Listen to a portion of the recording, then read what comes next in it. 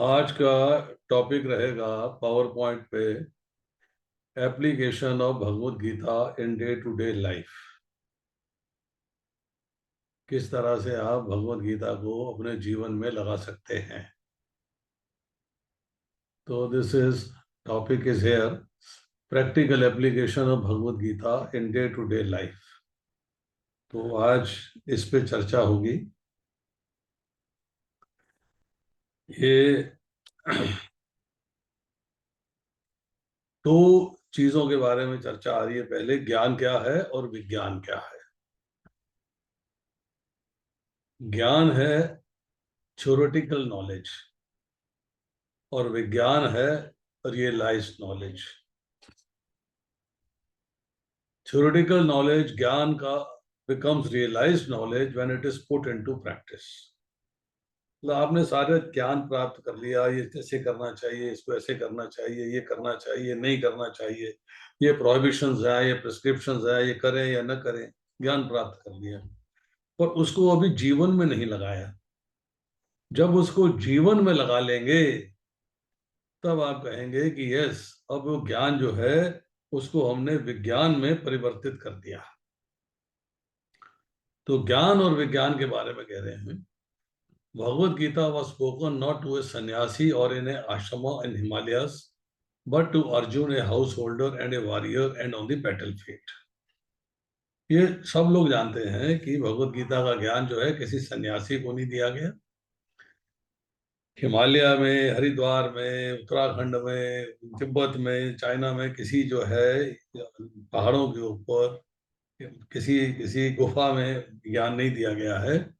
ये ज्ञान दिया गया है एक गृहस्थ को, एक योद्धा को, और कुरुक्षेत्र के मैदान में। This means that the divine message of Lord Krishna is meant for all of us, whether we are young और ओल्ड, हाउस होल्डर्स और रेनाउंस। ये ज्ञान जो है सबके लिए है, चाहे हम यंग हैं, चाहे हम ओल्ड हैं, चाहे हम हाउस होल्डर हैं, गृहस्थ हैं, चाहे हम सन्यासी हैं। ये ज्ञान सभी के लिए है। फिर डूज एंड डोंट्स की बात आती है।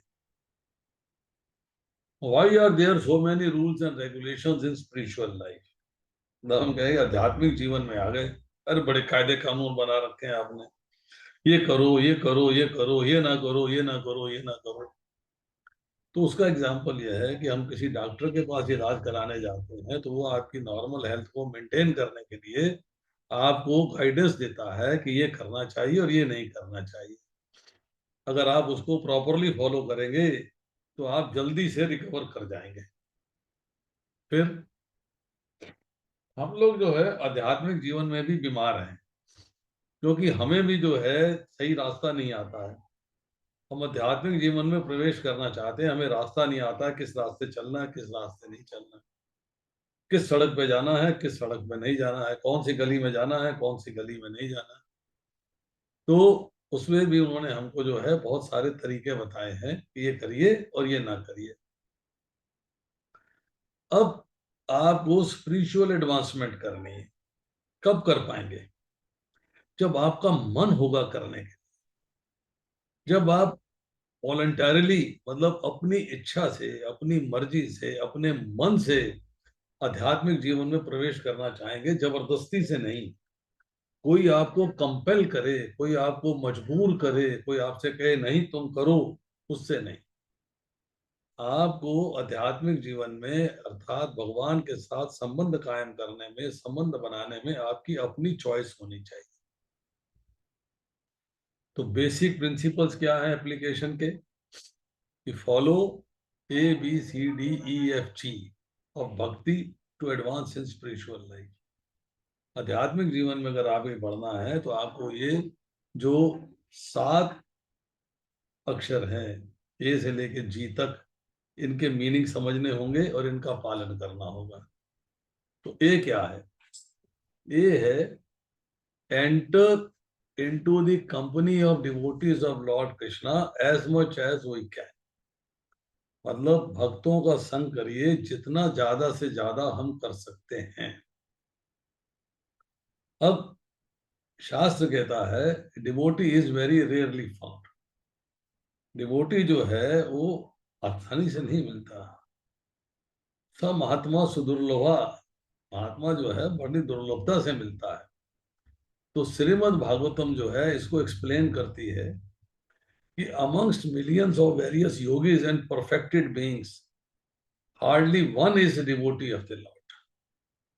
मतलब हजारों लोगों में से कोई एक जो है वो भगवान का भक्त होता है। प्रत्येक व्यक्ति जो है भगवान का भक्त नहीं बन पाता।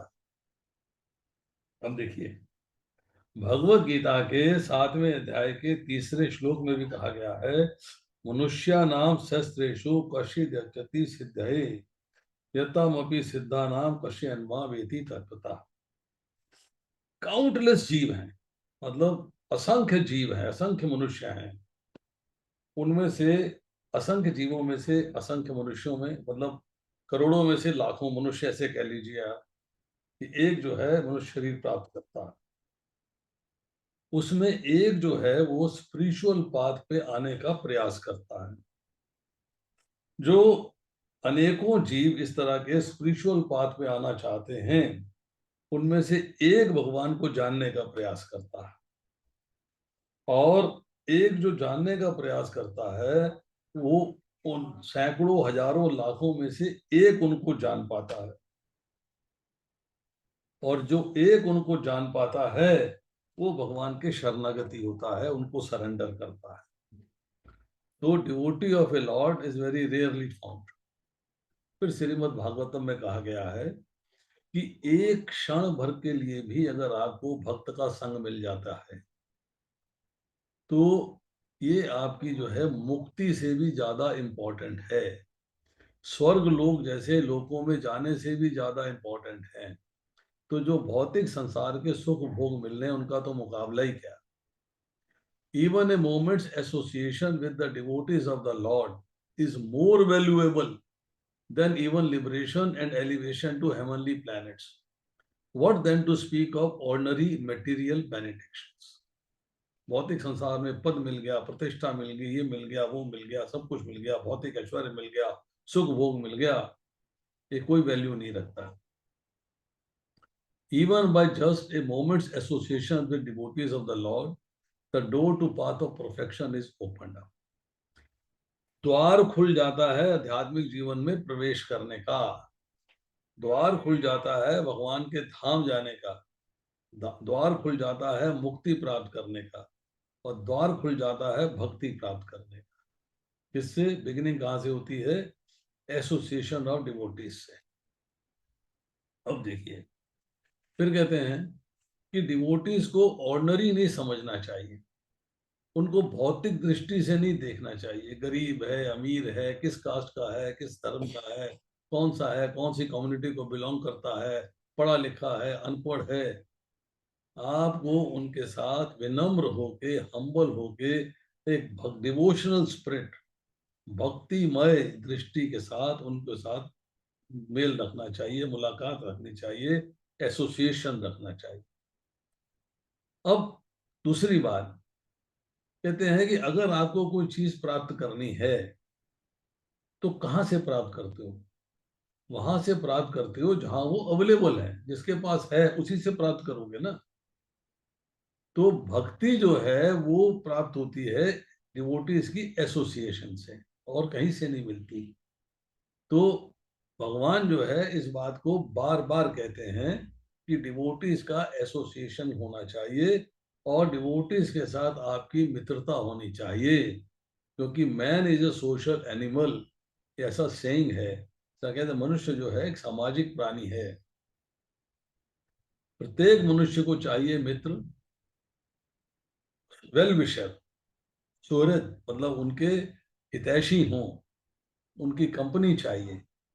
तो आप जो है instead of befriending and associating with दोस्त who have no interest in spiritual life, जिनका आध्यात्मिक जीवन में कोई इंटरेस्ट नहीं है, उनके साथ आप दोस्ती करो तो आप अपना टाइम खराब कर सकते हो और कुछ नहीं कर सकते। आपको स्पेंड करना चाहिए टाइम डिवोटीज की एसोसिएशन में। अब मेकिंग फ्रेंड्स विद डिवोटीज, जब आप डिवोटीज की एसोसिएशन में आते हो तो आपको उनसे एक नजदीकी का संबंध, नजदीकी मीन्स प्रियता का संबंध स्थापित करना चाहिए।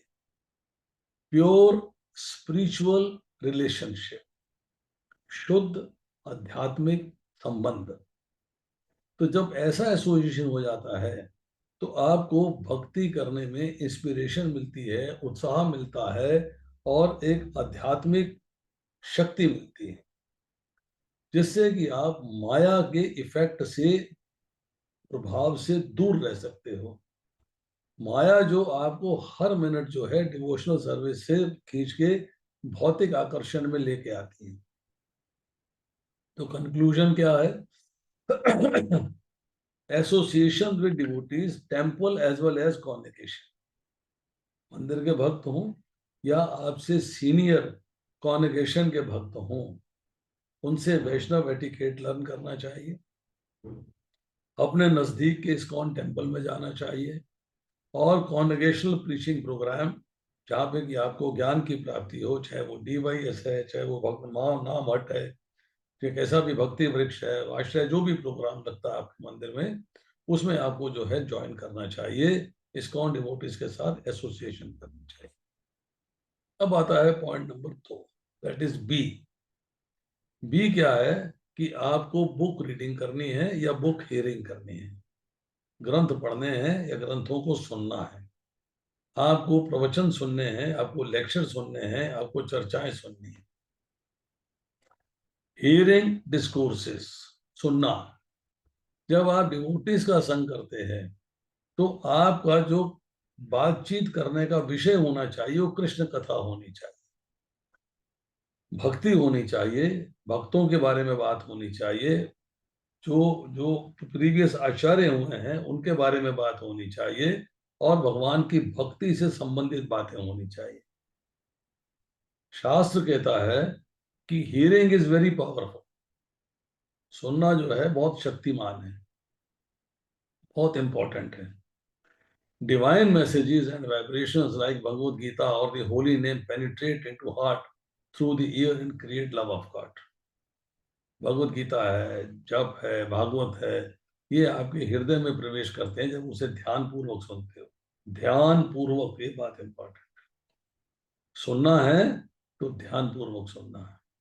प्रभुपाद कहते हैं भगवत गीता के पहले अध्याय के पहले श्लोक के परपट की पहली 3 लाइनों में कि भगवत गीता एक बहुपठित आस्तिक विद्या है, इसे भक्त की सहायता से छानबीन कर पढ़ना चाहिए। जब तक आप उसको एनालिटिकली नहीं स्टडी करेंगे, ये नहीं कि एक श्लोक पढ़ा बंद करके रख दिया, कल दूसरा पढ़ा बंद करके रख दिया, फिर 2 श्लोक पढ़ लिए बंद करके रख दिए, नहीं। Each and every shloka you read, each and every purport you read, आपको जो है उसके बारे में क्लैरिटी हो जानी चाहिए कि इसके अंदर भगवान क्या संदेश दे रहे हैं, समझना चाहिए। अब यहाँ पर बात आती है सुनने की। भगवान ने भगवत गीता में जगह जगह शिणु, तृच्छनु शब्द जो है इस्तेमाल किया हुआ है। मैंने इसकी चर्चा पिछले तौर कर चुका हूं। सुनने की बात कही, और अंत में आगे उससे कहते हैं कि तूने सुना ध्यान पूर्वक कि नहीं सुना, तेरा मोह दूर हुआ कि नहीं हुआ, तेरे को ज्ञान मिला कि नहीं मिला। सुनना बहुत इंपॉर्टेंट है। उसका रीजन क्या है? एक व्यक्ति सो रहा है, या वो जो है कमरे के अंदर है और आप कमरे के बाहर हो, आपने कागज में लिखा उसका नाम, उसके आगे कमरे के आगे घुमा रहे हो, तो उसको दिखाई तो नहीं दे रहा। बट अगर आपने उसको उसके नाम से पुकारा है तो वो निद्रा के अंदर भी आपको जवाब जाग जाएगा, नंबर 1। और अगर कमरे के अंदर बंद है तो आपको जवाब देगा। तो सुनने की बहुत भारी महत्ता है, बहुत भारी इंपॉर्टेंस है।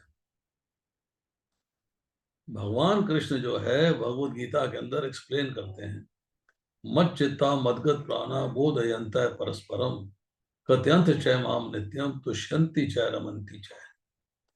कि thoughts of my devotees dwell in me, their lives are fully devoted to my service. मेरे भक्तों के, मेरे शुद्ध भक्तों के विचार मुझ में ही वास करते हैं। वो हर समय मेरी सेवा के अंदर इस्तेमाल, मेरी सेवा में प्रयुक्त रहते हैं, उनके विचार मेरी सेवा के प्रति रहते हैं। और उनको जो है इससे पूर्ण संतोष और पूर्ण आनंद की प्राप्ति होती है जब मेरे बारे में चर्चा करते हैं, मेरे बारे में बातें करते हैं। So this is highly recommended as it increases one's understanding of faith and conviction. तो भगवान के बारे में चर्चा करनी, जहां बैठे भगवान के बारे में चर्चा करें, ये आपका मन और आपकी जो एनर्जीज हैं, जो शक्तियां हैं, उसको जो है गोल ऑफ लाइफ के प्रति प्रॉपरली फोकस करता है। Such reading must become a daily practice. नित्यम भागवत सेवया, रोजाना जो है आपको भगवत गीता भागवत पढ़नी चाहिए और सुननी चाहिए। Even though sometimes it may be very difficult, कई बार बड़ा मुश्किल होता है। The fruits of such austerity however will be very sweet.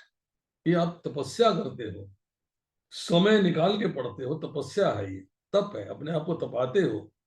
स्थितियां प्रतिकूल हैं, पढ़ने के प्रतिकूल चल रही हैं, आपको टाइम नहीं मिल पा रहा है, बट आप अपने टाइम को ऐसे एडजस्ट करते हो, ऐसे मैनेज करते हो कि आप उसमें समय निकाल के पढ़ते हो और सुनते हो। इसका रिजल्ट जो है बहुत मीठा है। अब रीडिंग स्पिरिचुअल लिटरेचर, तो देखिए स्टडी करना चाहिए भगवत गीता को। कैसे? विद वंस इंटेलिजेंस, अपनी बुद्धि से। बुद्धि से अब समझ में तो आती ही नहीं। प्रभुपाद ने बहुत सारे वॉल्यूम्स दिए, भगवत गीता दिया है, वहाँ भागवतम दिया है, चैतन्य चरितामृत दिया है, बहुत सारे इंस्पायरिंग लिटरेचर दिया है, पर हमारा माइंड जो है उनको पढ़ने की कोशिश करता है, समझ में नहीं आता है तो बंद करके छोड़ देता है। वो समझ में कैसे आएगा, उसका तरीका क्या है? पहली बात बताई कि भक्त की सहायता से छानबीन कर पढ़ना, एक बात है, दिस इज प्राइमरी थिंग। दूसरी बात क्या है? ये बात लेके चलिएगा कि भगवान ने ज्ञान दिया, भगवान की वाणी दिव्य है, भगवान के द्वारा दिया गया ज्ञान भी दिव्य है, साधारण ज्ञान नहीं है, भगवान की वाणी भी साधारण नहीं है। अब वो साधारण ज्ञान जो नहीं है, जो दिव्य वाणी है, दिव्य ज्ञान है, उसको हम समझने का प्रयास करते हैं किससे? साधारण बुद्धि से। जो बुद्धि माया से बनी हुई है उससे समझने का प्रयास करते हैं, नहीं आएगा समझ में। You won't be able to understand. समझ में कब आएगा? जब आपकी बुद्धि दिव्य हो जाए। तो भगवान कहते हैं तेषाम सतत युक्ता नाम भजताम प्रीति पूर्वकम तदामी बुद्धि योगम तम ये नुमामुपयांति थे। कि जो निरंतर लगातार मेरे भजन में लगे रहते हैं, प्रेम पूर्वक मेरे भजन में लगे रहते हैं, उनको मैं दिव्य बुद्धि प्रदान करता हूँ। उससे वो दिव्य ज्ञान प्राप्त करते हैं और दिव्य ज्ञान प्राप्त करके उसको अपने जीवन में लगा के फिर वो मेरे धाम आ जाते। तो कंक्लूजन क्या है? Book reading and book hearing books by Srila Prabhupada, this will help to understand philosophy of Krishna consciousness. ये हमें कृष्ण भावनामृत का जो जो दर्शन है, जो फिलॉसफी है, उसको समझने में आसानी मिलती है। फिर तीसरा है सी। सी का मतलब है chanting 16 rounds of Hare Krishna महामंत्र daily, as well as kirtana, including discussions with senior devotees about Krishna consciousness. C का मतलब होता है चर्चा करनी। आप भगवान के नामों की चर्चा कर रहे हैं, चैंटिंग करके भगवान को पुकार रहे हैं, उनसे सेवा मांग रहे हैं। उसके बाद आप जो है भगवान के कीर्तन कर रहे हैं। एक कीर्तन है, एक संकीर्तन है। कीर्तन मतलब होता है स्वयं अकेला कीर्तन करता है, संकीर्तन मतलब है ग्रुप कीर्तन करता है, तो संकीर्तन हो जाता है। अब उसके साथ आपने जो डिवोटीज हैं, जो जो जो भगवत गीता को तत्व से समझते हैं, भागवतम को तत्व से समझते हैं, उनके साथ चर्चा करनी है ताकि आपकी जो है फिलॉसफी क्लियर हो जाए। अब यहाँ कहा जा रहा है the holy name should be chanted individually on one's chanting beads. This is a very important and beneficial discipline as it helps us to gradually awaken love of God. ये आपसे जो है भगवान का जो प्रेम है जागृत करती है। While There are no hard and fast rules for chanting the holy names. One should follow the guidelines recommended by great acharyas. आपको आचार्यों ने जो गाइडलाइंस दिए हैं, जो रास्ता बताया है, उस मार्ग पे चल के आपको चैंटिंग करना चाहिए। अब शील प्रभुपाद ने कहा है कि आपको 16 राउंड्स करने चाहिए 108 बीट की माला के ऊपर। अब बीट्स क्यों नेसेसरी है? They help us to concentrate on the holy name. वो हमको उस पर ध्यान लगाने की शक्ति देते हैं, हमें ध्यान लगा रहता है। ये नेक्स्ट नेक्स्ट नेक्स्ट उंगली से चलते हैं। एक तो स्पर्श करते हैं तो उससे भी भगवान की सेवा हो रही है, बोलते हैं उससे भी भगवान की सेवा हो रही है, काउंटिंग करते हैं उससे भी भगवान की सेवा हो रही है, और कानों में जाता है भगवान सुनते हैं उससे भी भगवान की सेवा हो रही है। तो हमारा मन जो है वो उस वक्त भगवान के अंदर लगा रहता है। अब उसके बाद Since Hare Krishna Mahamantra is the prayer, we must, with full understanding of the meaning of mantra, chant in a prayerful way. प्रार्थना कर रहे हैं भगवान से, हे भगवान, हे राधा रानी, हे कृष्ण, हमें अपनी सेवा में लगाएं। ये हमारी प्रार्थना चल रही। Our chanting must be like a desperate cry of a lost child crying for its mother. Chanting कैसी होनी चाहिए? जैसे एक छोटा बच्चा जो है माँ के लिए रोता है, ऐसे हमें भगवान के लिए रोना है। The mood should be one of the helplessness and dependence on Krishna. कि हमारी कोई सामर्थ्य नहीं है, हम सामर्थ्यहीन हैं और भगवान के शरणागत हैं, भगवान पे डिपेंडेंट हैं। डूज ऑफ चैंटिंग, चैंटिंग के डूज क्या है, क्या करना चाहिए? Chant Panchatattva mantra before starting to chant the Hare Krishna mahamantra. Shri Krishna Chaitanya प्रभु नित्यानंदा श्री अद्वैत गदाधर श्री वासादि गौर भक्त वृंद, इस मंत्र का उच्चारण करने के बाद चैंटिंग आरंभ करनी चाहिए। Chant audibly, loud enough to hear the mantra, कानों में सुनाई देना चाहिए।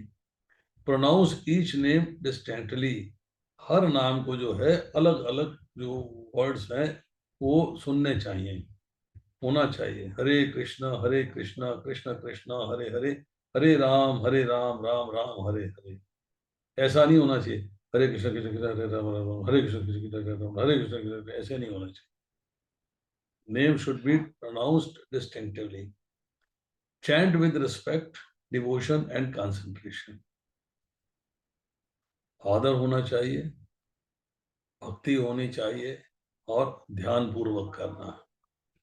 किसी भी जगह करिए, बैठ के करिए, चलते हुए करिए, किसी भी डायरेक्शन में बैठ के करिए और किसी भी समय पर करिए। बेस्ट है ब्रह्म मुहूर्त में, जो कि सूर्योदय से 1.5 घंटा पहले का टाइम होता है, उसमें स्टार्ट करके, उसके पहले भी स्टार्ट करके आप सूर्योदय से पहले समाप्त कर सकते हैं, और नहाने के पहले भी कर सकते हैं, नहाने के बाद में भी कर सकते हैं। और काउंटिंग रखनी है अपनी अल्लाह के ऊपर, और तुलसी माला हो इसमें कि 108 मन के हैं। डोंट्स ऑफ चैंटिंग, क्या प्रोहिबिशंस हैं, क्या परहेज हैं? One should not chant only A portion of महामंत्र, आधा नहीं बोलना है, पूरा बोलना है। जो कृष्णा बीट होती है टॉप पे, जहाँ पे की माला स्टार्ट होती है, उसमें एक कृष्णा बीट होती है, कृष्णा मन का होता है, उसके ऊपर माला नहीं करनी है। और किताब पढ़ते हुए नहीं करनी है, न्यूज़पेपर पढ़ते हुए नहीं करनी है, टीवी वॉच करते हुए नहीं करनी है। अब आती है कॉन्ग्रेगेशनल चैंटिंग, जो हमने बात करी थी कीर्तन की और संकीर्तन की। संकीर्तन का अर्थ यह है congregational chanting of Holi names of the Lord. This is perfect सम्यक कीर्तन रिकमेंडेड फॉर दिस एज, इस एज के लिए रिकमेंडेड है ये। This is the great, easy, effective and most sublime method of deliverance from the darkness of material world. इस भौतिक संसार के अंधकार से निकलने का सबसे आसान और बहुत ही असरदार तरीका है। It can purify the heart and produce pure love of God, भक्ति। आपको जो है भक्ति जागृत करने में हेल्प करता है और आपके मन का शुद्धिकरण करता है, हृदय का शुद्धिकरण करता है। अब श्रीमद् भागवतम के 12वें स्कंद के 3रे अध्याय के 51वें श्लोक में कहा जा रहा है, कले दोषा निधे राजन अस्ति है एको महान गुना। कीर्तनाद एवं कृष्णस्य मुक्त संगा परम प्रचेत। हे राजा, यद्यपि कलयुग दोषों का सागर है, फिर भी इस युग में एक अच्छा गुण है कि केवल हरे कृष्ण महामंत्र का कीर्तन करने से मनुष्य भव बंधन से मुक्त हो जाता है और दिव्य धाम को प्राप्त होता है। फिर कहा जा रहा है, कृते यध्यायतु विष्णु त्रेतायाम रजतो मखय द्वापरे परिचर्यायाम कलो तद कीर्तनात्। कि जो फल सतयुग में विष्णु का ध्यान करने से, त्रेता युग में यज्ञ करने से और द्वापर युग में भगवान के चरण कमलों की सेवा करने से प्राप्त होता है, वही कलयुग में केवल हरे कृष्ण महामंत्र का कीर्तन करके प्राप्त किया जा सकता है। सतयुग में मेडिटेशन ऑन लॉर्ड विष्णु, ध्यान लगा के। त्रेता में परफॉर्मिंग एक्सपेंसिव सेक्रीफाइसेस, यज्ञ करना बहुत महंगा होता था। द्वापर युग में एलोबोरेट टेम्पल वर्शिप, मंदिर में भगवान के अर्च विग्रह की सेवा करना। तो कलयुग में chanting the Holi names of the Lord, भगवान के नाम का कीर्तन करना। उसके बाद आता है डी। डी का अर्थ यह है, द डीटी और murti in the temple is directly the supreme lord, there is no difference. जो भगवान का अर्च विग्रह है वो भगवान का प्राकट्य स्वरूप है। भगवान में और अर्च विग्रह में कोई भेद नहीं है। डिवोशनल सर्विस के बारे में, डीटी वर्शिप के बारे में लिखते हैं, Lord Krishna has a pure spiritual form. उनका एक शुद्ध आध्यात्मिक स्वरूप है। We need spiritual eyes to see him. हमें भी जो है दिव्य आध्यात्मिक आंखें चाहिए उनको देखने के लिए। अगर आप देखें 11वां अध्याय पढ़ेंगे भगवद गीता का, तो अर्जुन ने कहा कि मुझे अपना वो स्वरूप दिखाइए जिसमें आप एक स्फुलिंग मात्र से जो है संपूर्ण ब्रह्मांड में प्रकट है। तो भगवान ने उससे कहा, देखो मैं तुम्हें दिखाता हूँ। बट फिर कहते हैं कि तुम कैसे देख पाओगे, तुम्हारी आंखें तो भौतिक हैं, मुझे नहीं देख सकते, तो मैं तुम्हें दिव्य आंखें दे रहा हूँ। तो अर्जुन को दिव्य आंखें प्रदान की गई। इसी तरह हमारे पास भी जो है दिव्य आंखें होनी चाहिए। और दिव्य आंखें कब होंगी? तो मैंने आपको तरीका बताया, तेषाम सतत युक्ता नाम भजताम प्रीति पूर्वक। उन्होंने इस भौतिक संसार के अंदर हम लोगों के लिए अपने आप को प्रकट किया है अर्च विग्रह के रूप में। हमें उनके अर्च विग्रह के जब दर्शन होते हैं तो हम समझते हैं कि साक्षात भगवान के दर्शन हो रहे। तीसरे स्कंद के 25वें अध्याय के 16वें श्लोक में प्रभुपाद परपट में लिखते हैं, एक नव दीक्षित भक्त, अभी नया नया कृष्णा कॉन्शियसनेस में जुड़ा है, उसको अभी ज्यादा ज्ञान नहीं है, वो मंदिर में जाता है, भगवान के अर्च विग्रह के सामने खड़ा होकर भगवान से प्रार्थना करता है कि हे भगवान, मुझे अपने दर्शन दीजिए। वो दर्शन हो रहे हैं, उनको भगवान नहीं मानता। पर जो एक एडवांस डिवोटी है, जो एक उच्च श्रेणी का भक्त है, वो भगवान के अर्च विग्रह के सामने जाके दंडवत करता है, प्रणाम करता है, फिर भगवान से प्रार्थना करता है, हे भगवान, आपने अपने दर्शन देके मुझे कृतार्थ कर दिया, अब मुझे कृपया अपनी सेवा में लगाएं। तो हमें जो है डीटी को एक पीस ऑफ स्टोन या वुड की तरह नहीं मानना चाहिए। He is directly the supreme Lord himself, वो साक्षात भगवान है। अब थोड़ी सी चर्चा आती है स्टैचू के बारे में, आइडल के बारे में और डीटी के बारे में। डिफरेंस क्या है कि deity is a bona fide representation of the lord himself, प्रमाणिक अपना प्राकट्य किया है भगवान ने डीटी के रूप में। और आइडल या स्टैचू जो है वो फिगर है, एक एक भगवान का रूप धारण किया हुआ है, उस किसी ने बनाया और अलमारी में रख दिया। जब तक उसकी प्राण प्रतिष्ठा नहीं होगी तब तक वो जो है डीटी नहीं बनेगी, तब तक वो स्टैचू रहेगी। तो forms of the deities are made not whimsically but according to authorized descriptions in the scriptures and realizations of great devotees of them. वैष्णव आचार्यों ने, भगवान के महान भक्तों ने जो है डीटी के बारे में सोचा विचारा कैसी होनी चाहिए, और उसके अनुरूप जो है उसकी संरचना की गई और उसको फिर मंदिर में स्थापित किया गया। हम जो है डीटीज को देखते हैं श्रद्धा से और प्रेम से, और जैसी हमारी श्रद्धा होती है, जैसा हमारा प्रेम होता है, वैसी ही वो हमें रेसिप्रोकेट करते हैं। ये यथा माम प्रपद्यन्ते तास्ततः भजामि अहम, वो हमें उसी के अनुरूप फल देते हैं। तो हमें भगवान के दर्शन करने चाहिए एटलीस्ट दिन में एक बार, and we should dedicate all our activities to them. अपनी एक्टिविटीज उनको डेडिकेट करनी चाहिए। Seva means to render service to the lord and his devotees. सेवा का अर्थ होता है भगवान के भक्तों की और भगवान की सर्विस में रहना। This is highly recommended in the scripture as a necessary requirement for growth of our bhakti. हमारी भक्ति को आगे बढ़ाने के लिए, भक्ति हमारी पनपे फले फूले आगे बढ़े, उसके लिए सेवा इज वेरी इंपॉर्टेंट। सेवा से क्या आता है? प्योरिटी, शुद्धता, ह्यूमिलिटी, विनम्रता, जॉय, आनंद, टुगेदरनेस, एकत्व का भाव, एंड कम्युनिटी स्पिरिट। यस, हम सब एक हैं। when it is done in the right mood and manner for the right purpose। इसलिए कि सब लोग भक्ति में प्रोग्रेस कर सकें। Doing सेवा is actually an honor, a great privilege and a good fortune।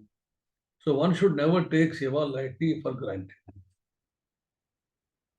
बहुत ही बड़ा ये आपका कार्य है सेवा में लगना, और बहुत ही गुड फॉर्च्यून। मतलब फॉर्च्यून क्या कहते हैं? भाग्य। To be given the opportunity to serve the greatest facility of creation is not a small thing। आप भगवान की सेवा में लग जाते हैं, एक छोटी मोटी बात नहीं है, बहुत बड़ी बात है। अम्बरीश महाराजा was a great king and a devotee। He has set the example of how one must be willing to do even the most menial service, however big one may be in the world। राजा है तब भी हर सेवा करने को तैयार है। आप देखिए राजा प्रताप रुद्र, राजा प्रताप रुद्र ने जो है जगन्नाथ जी की यात्रा जब थी, उसके सामने झाड़ू लगाते हैं। आज भी झाड़ू लगाते हैं। डिवोशनल सर्विस में क्या है? कुकिंग फॉर डिटीज, भगवान के लिए भोग तैयार करना, भगवान के लिए माला आभूषण तैयार करने, मंदिर की सफाई करनी, टेम्पल फेस्टिवल्स में सहायता करनी, पुस्तकों के ग्रंथों को पब्लिश करने में, उनका प्रकाशन करने में सहायता करनी, distribution of books, Krishna conscious books को डिस्ट्रीब्यूट करना, प्रीचिंग प्रोग्राम्स को ऑर्गेनाइज करना, and donating to the temple and so on. D से फिर एक और चीज आती है, that is diet. You are what you ईट।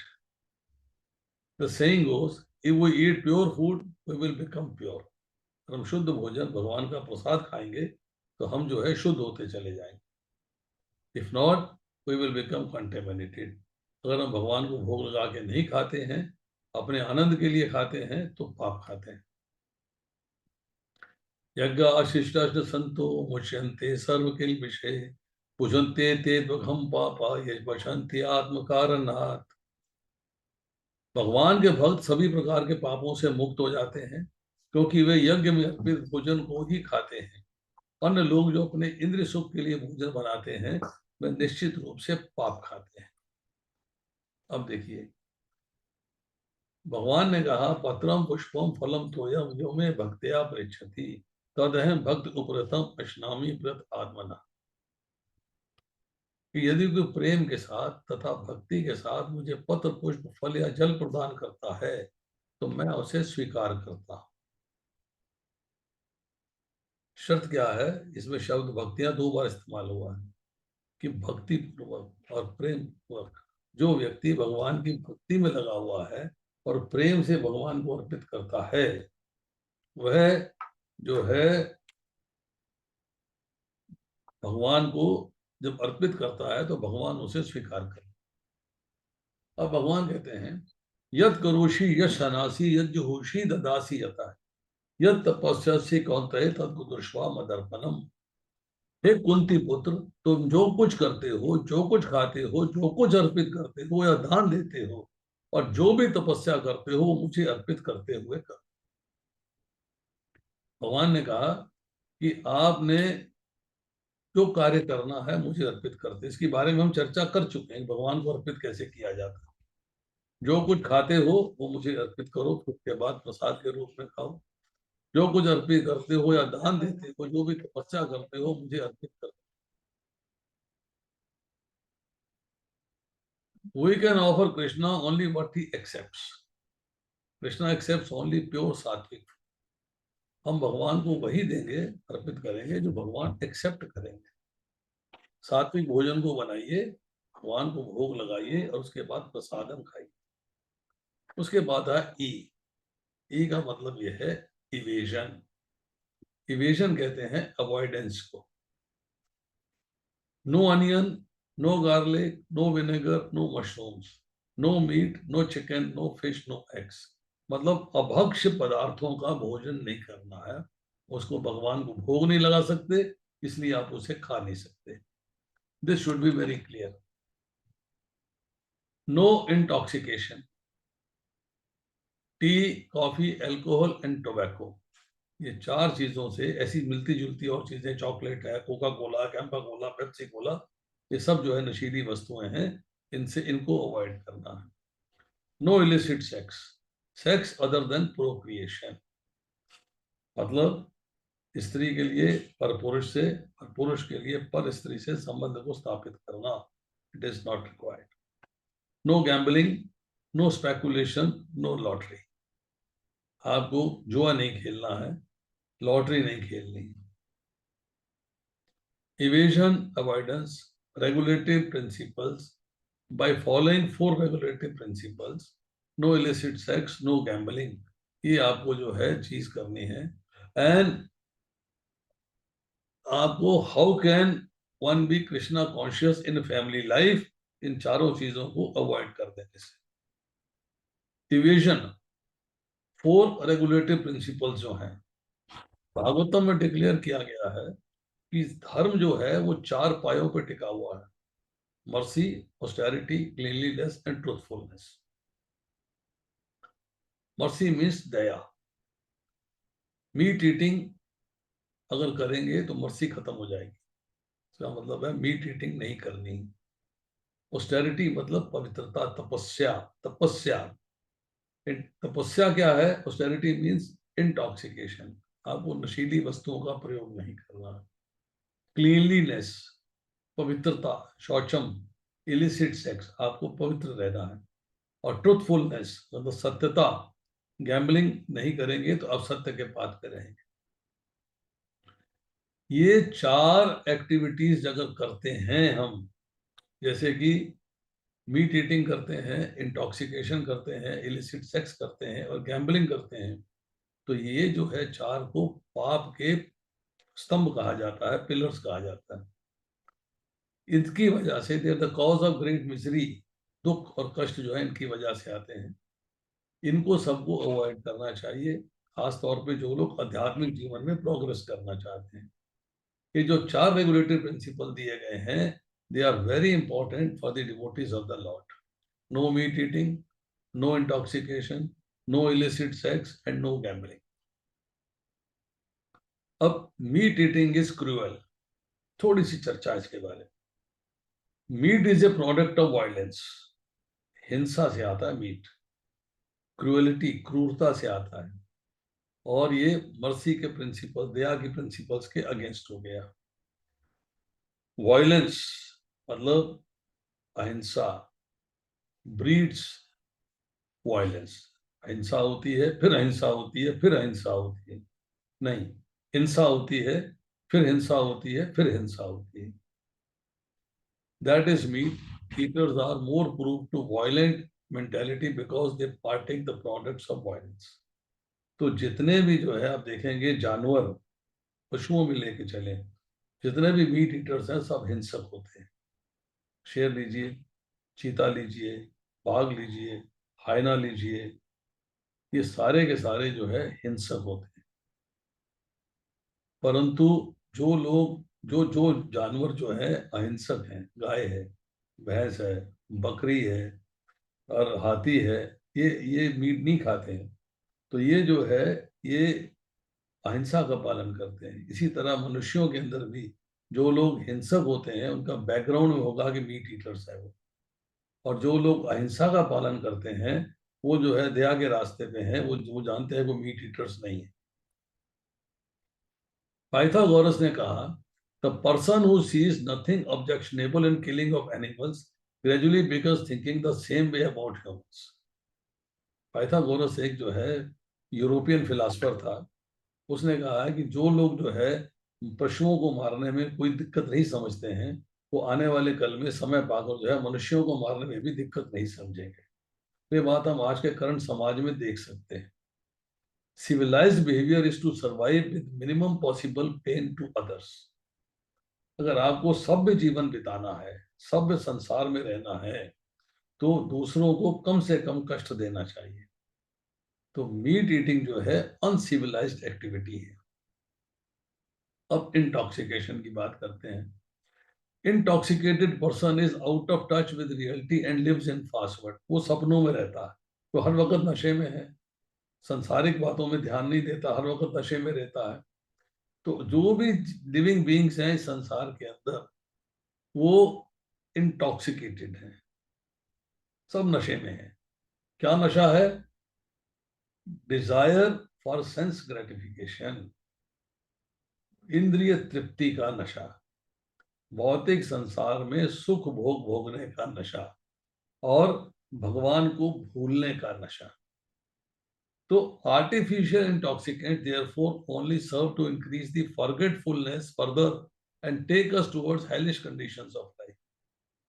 जब हम ये नकली चीजें खाते हैं, स्मैक ले लिया, चरस ले लिया, गांजा ले लिया, अफीम ले ली, शराब ले ली, सिगरेट ले लिया, तंबाकू ले लिया, गुटखा ले लिया, ये सारी चीजें जो हमें भगवान से दूर ले जाती हैं और हमें संसार के बारे में टेम्पोरली भूलने के बारे में, हाँ मेरे को बड़ा मजा आ रहा है, मेरे को कष्ट मेरे दूर हो गए, मेरे दुख मेरे दूर हो गई, प्रभु जी मैं तो रात में 2 पैग लगा के सोता हूँ ना, मुझे बड़ी अच्छी नींद आई। मेरे मरीज कहते हैं, मेरे मरीज कहते हैं, मैं बहुत थका हुआ होता हूँ, रात में 2 पैग लगा लेता हूँ ना, नींद बड़ी अच्छी आती है। बस वो नशे में रहते हैं।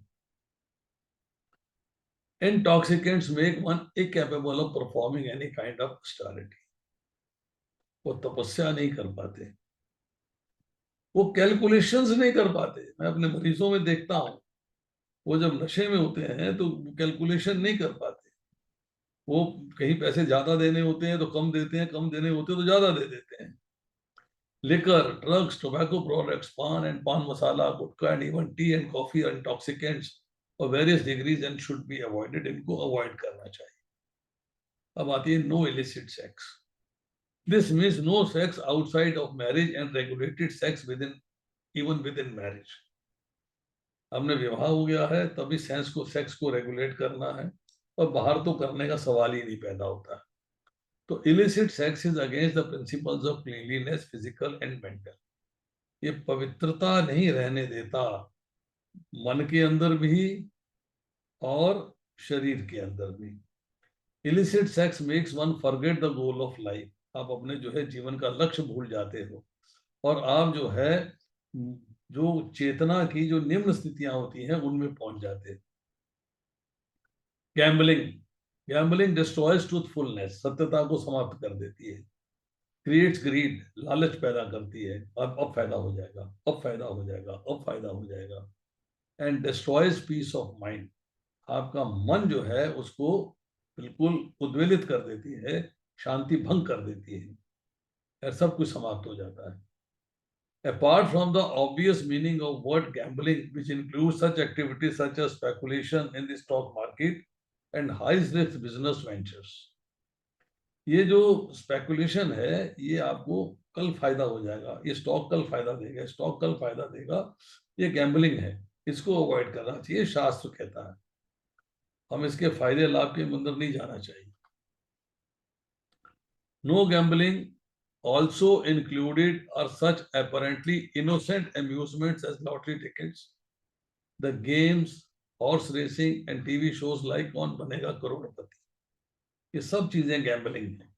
आजकल वो रमी खिला रहे हैं, रिपीजो खिला रहे हैं, मटीजो खिला रहे हैं, कई सारी गेम्स आ गई हैं, जीतो लाखों के इनाम, ये सब गैम्बलिंग है। गैम्बलिंग से क्या है, एक व्यक्ति लेजी हो जाता है, आलसी हो जाता है, सुस्त हो जाता है, लालची हो जाता है, क्योंकि उनको जो है बिना कुछ किए कुछ लाभ होने की संभावना रहती है, तो काम नहीं करता। तो डिवोटीज जो हैं सबको अवॉइड करते हैं। अब आता है एफ। ई तक हमने कर लिया, अब एफ। एफ का मतलब है fasting.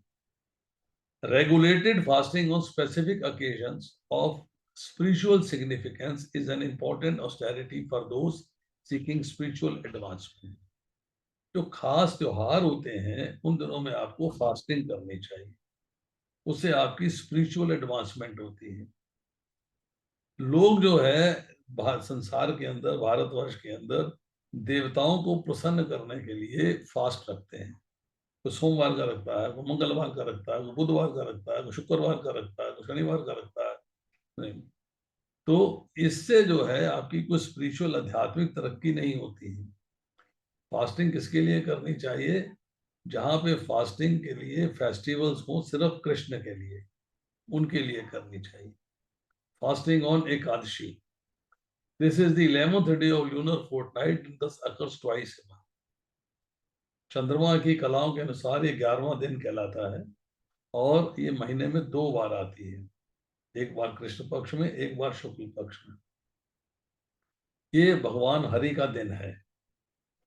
Lord Krishna is specially pleased to offer spiritual benedictions to those who perform austerities and devotional activities for his satisfaction. तो भगवान आपको रेसिप्रोकेट करते हैं एकादशी का फास्ट करने में, भौतिक सुख ऐश्वर्य से नहीं। किससे रेसिप्रोकेट करते हैं? आध्यात्मिक जीवन में तरक्की करने के। तो devotees try to maximise their hearing and chanting and other devotional activities on Ekadashi. They also perform austerities like fasting. अन्न से जो है फास्टिंग करते हैं और भगवान की सेवा उस दिन ज्यादा करते हैं। Some devotees perform full fasting on this day. कुछ पूरी फास्टिंग करते हैं। Abstain totally from food and water. This is called निर्जला फास्ट। उस दिन जो है कुछ फास्ट में जल नहीं लेते, भोजन नहीं लेते।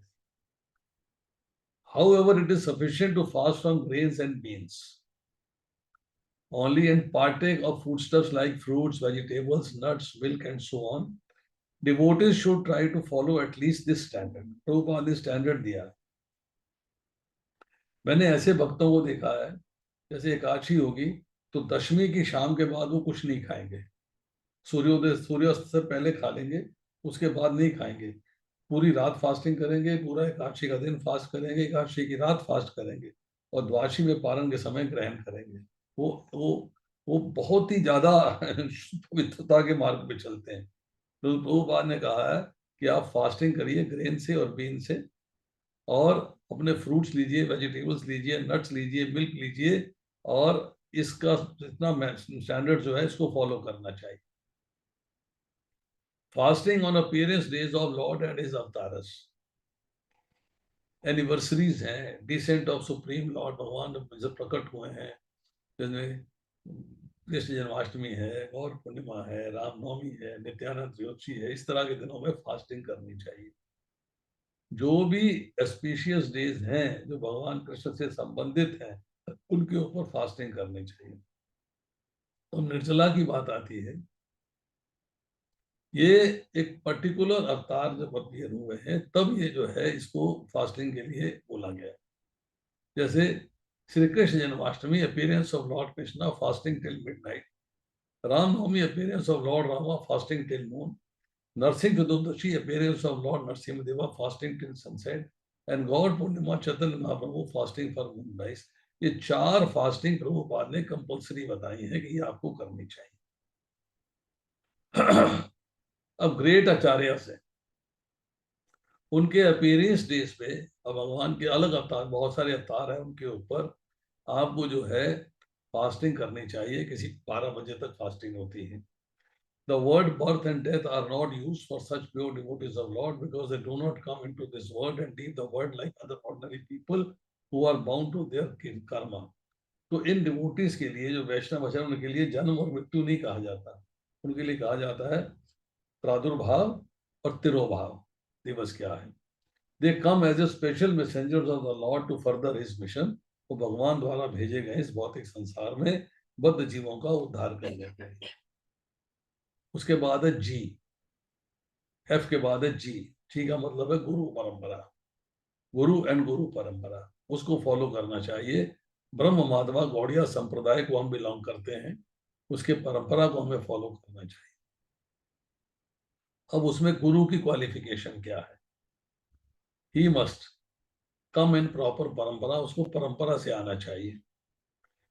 उसको स्क्रिप्चर्स जो ग्रंथ है उनका जो कंक्लूजन है, उनका जो सारांश है, उसको स्टडी करना चाहिए, उसको पूरे तरीके से उसका ज्ञान होना चाहिए और भगवान की सेवा में वो हर तरह से लग्न होना चाहिए, संलग्न होना चाहिए। अपनी इंद्रियों को वश में होना चाहिए, एक आचार्य होना चाहिए, आचरण से दिखाना चाहिए और टीचिस बाय पर्सनल एग्जाम्पल, अपने जीवन के साथ जो है वो लोगों को सिखाए, लोगों को ज्ञान दे। अब do's and don'ts, personal habits, rising early. The early hours of the morning are in satoguna, the day time is rajoguna and night time in tamoguna. 1 घंटा 36 मिनट सनराइज के पहले ब्रह्म मुहूर्त होता है, ये स्पिरिचुअल प्रैक्टिस के लिए बड़ा इंपॉर्टेंट है।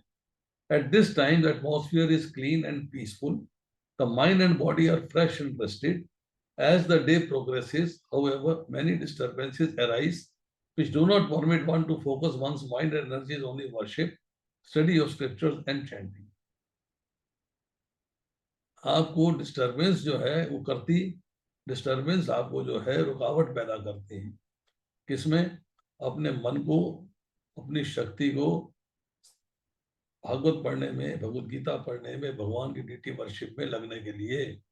परंतु जब आप जो है अर्ली मॉर्निंग का टाइम होता है, उस वक्त बड़ा क्लीन और पीसफुल एटमॉस्फेयर होता है, उसमें आपका मन और शरीर जो है बिल्कुल फ्रेश होता है, आराम से आप निद्रा से उठ के आए हो तो आप जो है बहुत अच्छे तरीके से भगवान की सेवा कर सकते हो।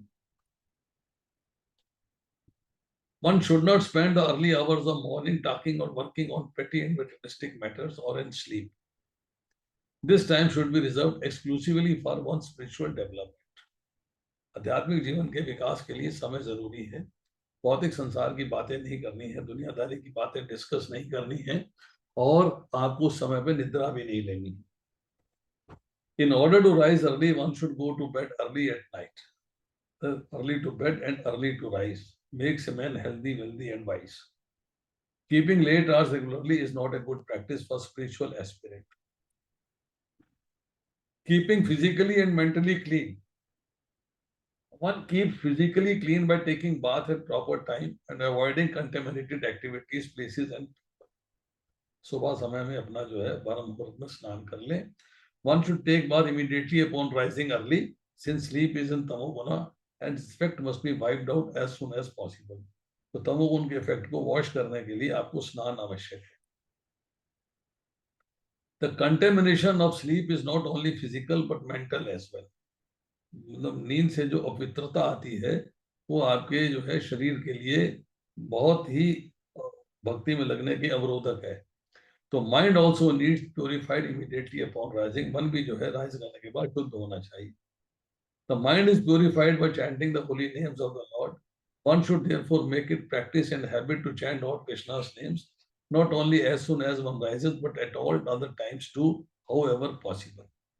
तो सवेरे उठ के जो है भगवान के नामों का जप करें और स्नान करें। अब रेगुलेटेड लाइफ में क्या है कि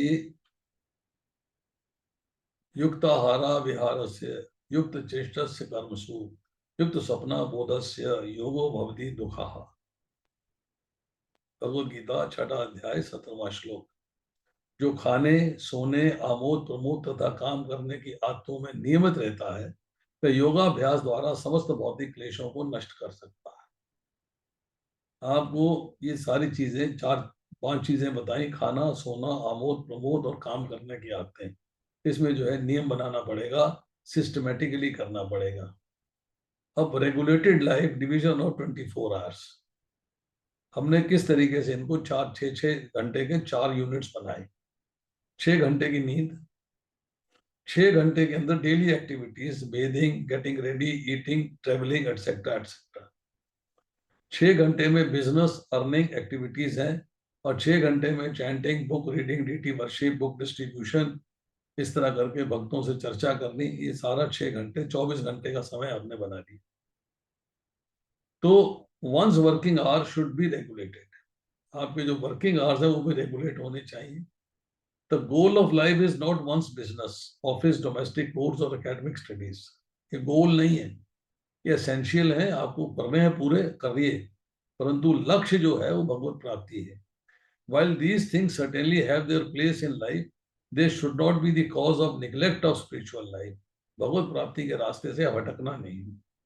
Therefore, one should manage one's time in such a way that one has enough time and energy left for spiritual activities like attending satsangs, chanting japa, reading Krishna conscious literature, and so on. ये बातें हम पहले कर चुके हैं। Avoid association of non-devotees, एक बहुत important चीज है डॉन्ट्स में। आपको प्रोहिबिशन है कि आपको जो डिवोटीज हैं उनके साथ एसोसिएट करना चाहिए, और नॉन डिवोटीज के साथ एसोसिएट नहीं करना चाहिए। एसोसिएशन ऑफ नॉन डिवोटीज में be however unavoidable for professional and social reasons. नौकरी करनी है, बिजनेस करना है, काम धंधा है, आपको सोशल आपके ऑब्लिगेशंस हैं, उसमें आपका भक्तों का संग होता है, बट आपको उन भक्तों के एक्टिविटीज में, उनके थॉट्स में, उनके विचारों में लिप्त नहीं होना है। ठीक है, जितना कम से कम उनके साथ संबंध बना सके उतना बनाइए, और कार्य अपना, लिप्तता अपनी, भगवत धाम जाने की जो डायरेक्शंस हैं उनमें लिप्त होना, उन भौतिक संसार की डायरेक्शंस में जाके लिप्त नहीं होना। So one should not associate with non-devotees to take pleasure in things that take pleasure. Remember the story of monkey and crocodile. Associate with non-devotees when necessary, but don't give your heart to them. भक्तों को अपना हृदय मत दे दीजिएगा, no अभक्तों अभक्तों को हृदय नहीं दे देना। अभक्तों का अब किसी पार्टी में जाते हैं, रिश्तेदारी में जाते हैं, शादी शादी ब्याह में जाना पड़ता है, अवॉइड नहीं कर सकते, बट वहां जाके उनका आप संग करते हो लिमिटेड टाइम के लिए, पर उस संग के विचारों को साथ लेके नहीं आते, उसी में मस्त नहीं हो जाते।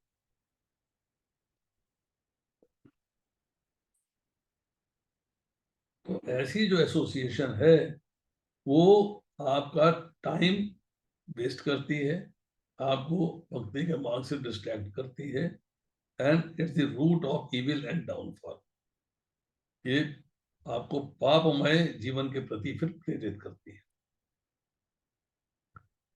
अवॉइड मंडेन टीवी और cinema. The mass media headed by TV and cinema has effectively done in few decades what many centuries of history could not do. It has destroyed spiritual culture and introduced in a very powerful way the modern materialistic culture of greed, enjoyment and power.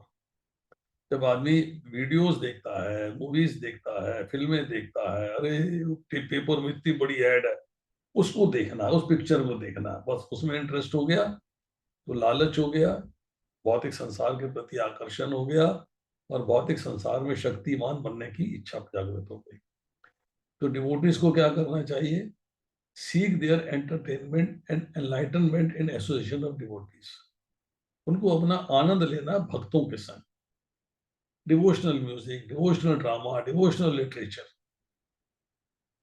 अब आती है spiritual charity.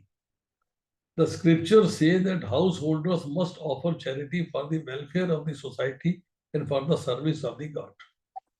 There are different kinds of charity according to 3 modes of nature as described by Lord Krishna in Bhagavad Gita. जैसे भगवद गीता में बताया गया है कि 3 तरीके से, सतोगुण में, रजोगुण में, तमोगुण में आप जो है दान दे सकते हैं। Charity given for the sake of the Lord, for his service and spread his message is the highest because it is transcendental and beyond the modes of nature. जो आप भगवान के प्रति करते हो, उनकी सेवा के प्रति करते हो, उनके मैसेज को स्प्रेड करने के प्रति करते हो, प्रचार के प्रति करते हो, वो हाईएस्ट है, वो तीनों मोड से ऊपर है।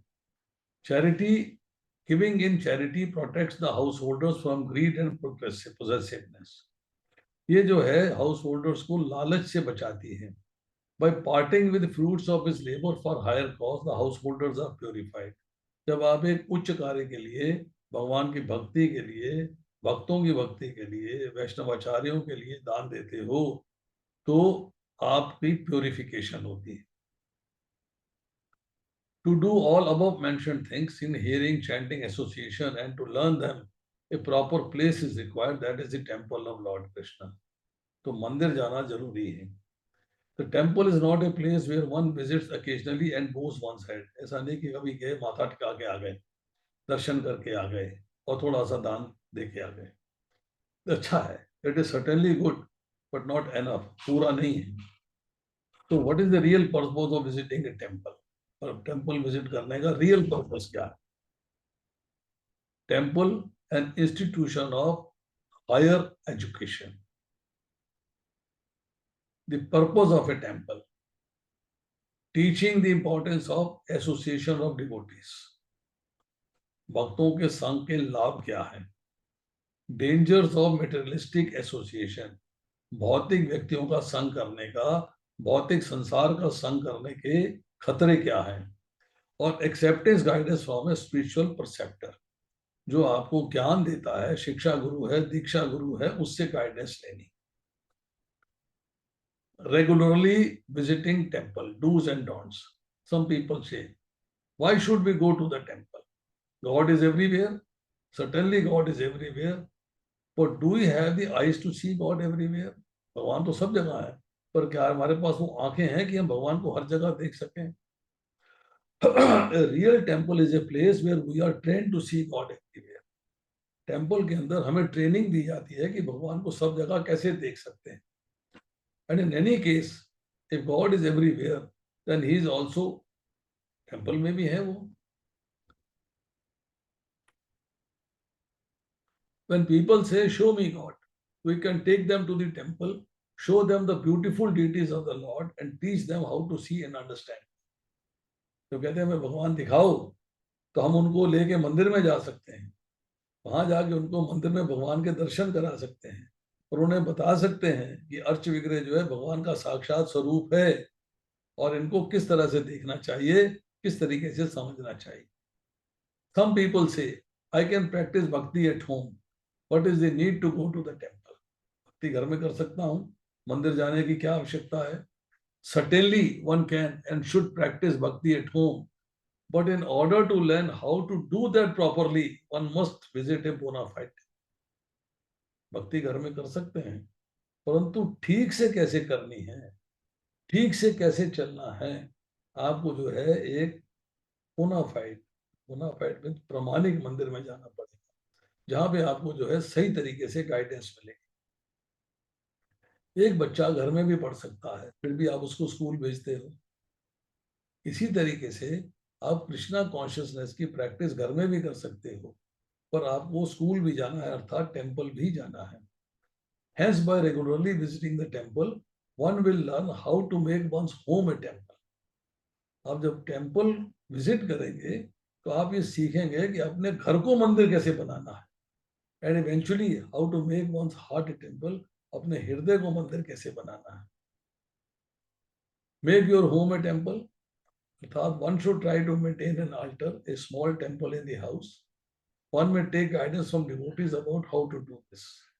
भक्तों का संग करके, भक्तों से गाइडेंस लेके आपको बनाना है कि मंदिर घर में कैसे बनाना चाहिए. हर दिन family members should gather together at a suitable time to do Hari nam and sankirtan and to read from the book like Bhagavad Gita. हर दिन घर के लोगों को एकत्रित होकर हरि नाम संकीर्तन करना चाहिए और भगवद गीता को पढ़ना चाहिए. Occasionally, devotees may be invited home for spiritual get-togethers. कभी-कभी भक्तों को भी घर बुलाना चाहिए. शिक्षा गुरु को बुलाइए, दीक्षा गुरु को बुलाइए, भक्तों को बुलाइए और घर के अंदर भी स्पिरिचुअल गेट टुगेदर रखिए. अब आता है getting started making your home a temple. Offering food, offering aarti, inviting the family to participate. 3 चीजें हैं. भगवान को भोजन अर्पित करना, भगवान को आरती अर्पित करनी और फैमिली के सारे लोगों को बुला के मंदिर के अंदर पार्टिसिपेट कराना। Food should be first offered to the deity picture of Lord Krishna in the house before everyone else eats. भोजन को चखना भी नहीं है, बनाना है और भगवान को अर्पित करना है। और बनाते समय चेतना भगवान में होनी चाहिए, परिवार में नहीं, संसारिक बातों में नहीं कि बिटिया के लिए बना रही हूँ, बच्चे के लिए बना रही हूँ, पति के लिए नहीं। जो बना रहे हैं भगवान के लिए बना रहे हैं, चेतना भगवान में होनी चाहिए। Everything at home should be done for him. घर में जो भी कार्य करें उनके लिए। जब घर में मंदिर बन जाएगा, सफाई करेंगे, भगवान के मंदिर की सफाई कर रही हो, ध्यान होना चाहिए। ये मेज मेरा नहीं है, ये मेज भगवान का है। ये स्टूल मेरा नहीं है, स्टूल भगवान का है। ये डाइनिंग टेबल मेरा नहीं, डाइनिंग टेबल भगवान के भक्तों का है, भगवान का है। तो आपको हर चीज में भगवान को कंसीडर करके तब उसका काम करना चाहिए। He is master of the house and he master of the family also. In this way one can keep Lord Krishna in the centre of one's life and consciousness. इस तरह जो है भगवान कृष्ण को केंद्रित कर सकता है, सेंटर में रख सकते हैं। Always remember Krishna, never forget Krishna. This is the sum and substance and the very purpose of all the rules and regulations. सारे कायदे कानूनों का जो सारांश है वो यही है। Every moment of human life is precious. आपके जीवन का हर क्षण मूल्यवान है। क्षण निकल गया तो दोबारा आप करोड़ रुपया देके भी क्षण को नहीं खरीद सकते। तो इसलिए आपको जो है, जिस पर्पस के लिए आपको शरीर मिला है, भगवान की सेवा करने के लिए, भगवान के धाम आने के लिए, उस पर्पस को अचीव करने के लिए कार्य करना चाहिए। तो simple living, high thinking, you can make your life perfect.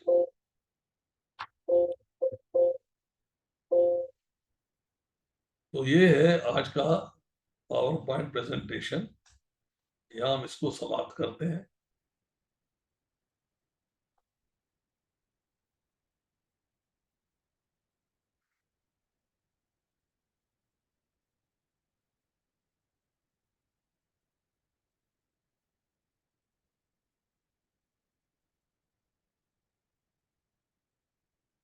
आप अनम्यूट कर सकते हो, कमेंट कर सकते हो, चर्चा कर सकते हो। हरे कृष्णा प्रभु, दंड प्रणाम। सो मच, बहुत बहुत अच्छी क्लास थी प्रभु। ये जो प्रैक्टिकल एप्लीकेशन है का आपको क्लास DYS में नहीं मिलेगा। आप आजमा के देखिएगा। हरे कृष्णा प्रभु जी, दंड प्रणाम। प्रभु जी, आज का क्लास बहुत अच्छा था, हमेशा की तरह। और आपकी हेल्थ कैसी है प्रभु जी? अब माता जी, ऐसा है कि मैं, अभी आप देख रहे हैं कि मेरी आवाज में भी खड़खड़ाहट है।